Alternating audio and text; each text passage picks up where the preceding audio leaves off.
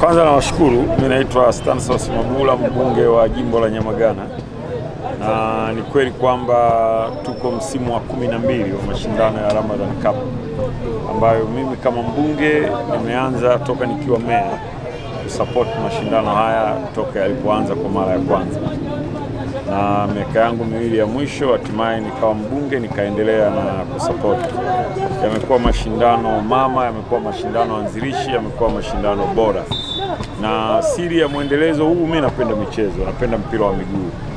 Na imani yangu kwamba siku zote inaniambia vijana ni kundi ambalo linatakiwa kuwekwa karibu kila wakati.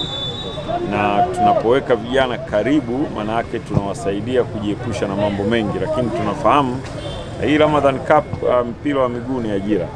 Na Ramadan Cup imetoa vipaji vingi, Milongo imetoa vipaji vingi. Na tulianza hapa toka enzi zile wakati Mash Academy ndio imezaliwa hapa kwenye vituo vya Milongo.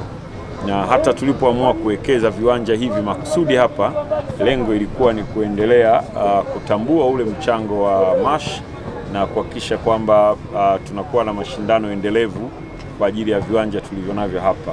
Kwa viwanja vya Milongo vimekuwa ni maarufu, lakini mashindano ya Ramadan Cup yamekuwa endelevu kwa sababu umeona vijana wenyewe ni moja ya mashindano yenye mwamko mkubwa sana hapa Mwanza, hususan wilaya yetu ya Nyamagana na mkoa mzima kwa ujumla. Nyinyi mtakuwa ni mashahidi, hakuna mashindano yenye msisimko kama Ramadan Cup. Kuna wakati hapa huwezi kudhani kama mashindano haya huwa yanafanyika kwa msimu mara moja, lakini mashindano ambayo yana morali kubwa, vijana wanajitokeza kwa wingi, na kiukweli hapa mpira huo unapigwa mwingi sana. Kwa hiyo haya yatakuwa ni mashindano endelevu, hatutayaacha kwa sababu yanawaweka vijana pamoja na yanawasaidia kujiweka vizuri kiafya, na pia ni ajira. Nimekupa mfano tu hapa, kuna wachezaji wametoka hapa leo wako ligi kuu, wako ligi daraja la kwanza na kadhalika, wanacheza kwenye timu mbalimbali nchini. Kwa tutaendeleza kwa sababu tunaamini tukiendeleza michezo tunamwendeleza kijana. Na kama unavyofahamu Mheshimiwa Rais amehimiza sana na amewekeza sana kwenye michezo.